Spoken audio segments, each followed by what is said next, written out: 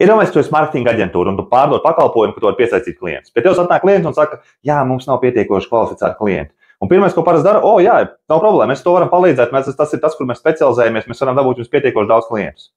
Tā dara visi. Nedara tā. Tas, ko tev vajadzētu darīt, ir uzdot jautājumus. Okay. Cik ilgi tā problēma pastāv? Ko es darītu, lai viņi atrisinātu? Kas ir strādājis, kas nav strādājis? Kā jūs domājat, cik jums tas izmaksā, ka jūs nevarat dabūt pietiekoši daudz klientus? Iedomāsimies, ka mēs strādājam kopā pēc 12 mēnešiem. Kā būtu jānotiek, lai jūs būtu apmierināts mūsu sadarbību? Un tam līdzīgi. Uzdod jautājumus, saprot viņu pašreizējo situāciju, ko viņš ir darījis, kas strādājis, kas nav strādājis, kas notiek, ja viņš neko nedara.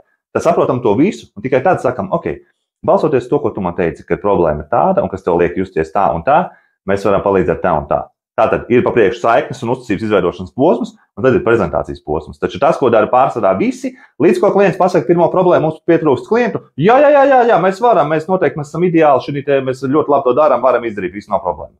Nē, tāds.